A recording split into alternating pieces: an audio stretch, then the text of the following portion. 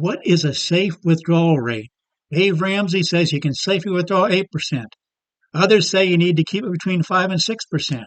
The traditional rate for decades has been stick to the 4% rule.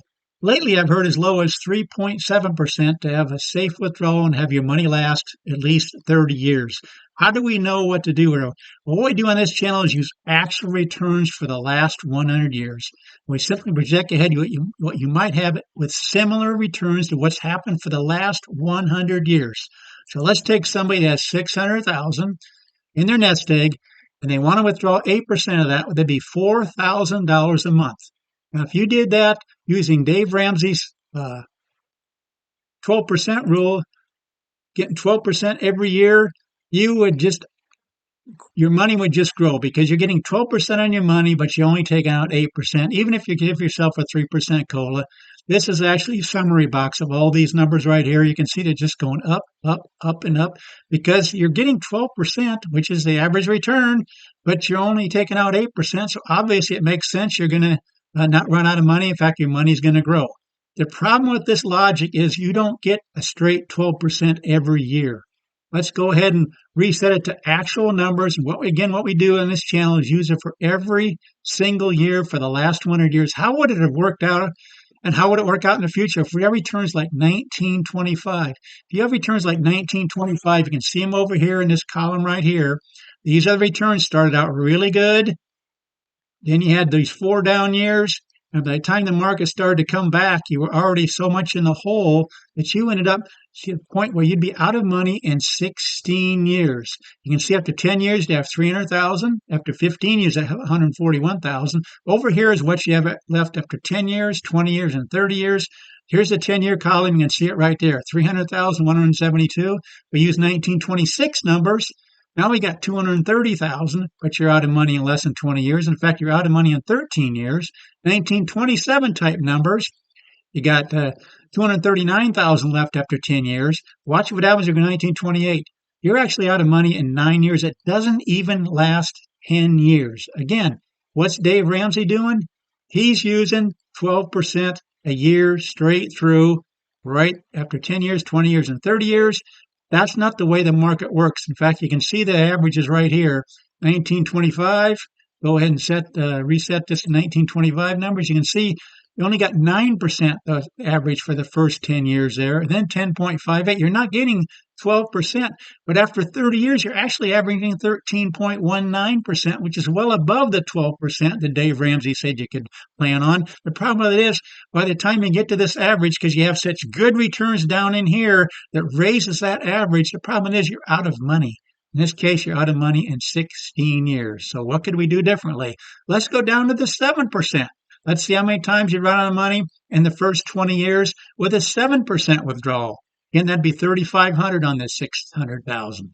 Again, we're just kind of going to go down through there and see if we can get this percentage after 20 years to be a little bit higher. Okay, going from 8% to 7%, went from a 42% failure rate. Now you're at a 27% failure rate. You still got the normal problems in the depression years around the late 60s and early 70s, and also around the year 2000. Again, what's happening in those different years? We obviously know about the depression type years.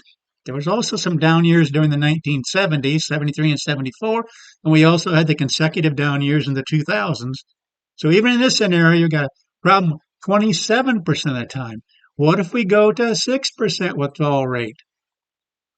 Using the same returns for the last 100 years, seeing where you'd come out after 10 years, 20 years, and 30 years. These are the numbers for 1925 going forward. Now you're down to a 15% failure. Remember, it was 42 at 8%, 27 at 7%. Now you're down to a 15% failure rate at 6%. Let's keep going down. Are you comfortable with an 85% success rate, but a 15% failure rate after 20 years? Let's go ahead and do the 2,500, which would be 5% withdrawal rate. Let's see if we can get this below 10%. That's what people are looking at. Nobody knows the future. We don't know when these bad years are going to happen, so you kind of need to plan ahead accordingly. Okay, now we're down to below 10% failure rate. Here's the graph. It's looking a lot better. All we have problems with is if we had returns like the depression type years or around the year 2000. Now we've got the returns from the late 60s and early 70s not being quite so problematic. In fact, you'd have money left after 20 years. This is this 20-year graph. So it looks like the 5% withdrawal rule works really well. Let's go down to the typical recommended 4% rule. Let's see how that might work out and update this. Again, we're looking at the difference between the 8% withdrawal rate, where there's a failure rate of 42%, then it was 27. Now we just have a 2% problem with the 4% withdrawal rule. That's probably why it's been recommended so many times, because historically speaking, almost every case you'd be just fine with withdrawing 4%. The only times you have problems with 1929 and 1930, because again, that was such a horrible set of returns. 1929 going forward 4 down years, and then down 35, and then down 3 more years. But every other scenario, the 4% rule holds true. Now, we haven't even taken into account a lot of things we could look at, like you're changing your asset allocation, changing your COLA, and a whole bunch of other things. But I just wanted to show you this 12% rule that Dave Ramsey said you're safe withdrawing 8% because you're getting 12% doesn't hold up in the real world. But folks, that's what we do on this channel. Please consider subscribing. Please let people know about this channel. Let them know that there's a channel out there that sets up spreadsheets and shows you actual numbers of what's actually happened in the last 100 years. Thanks for watching.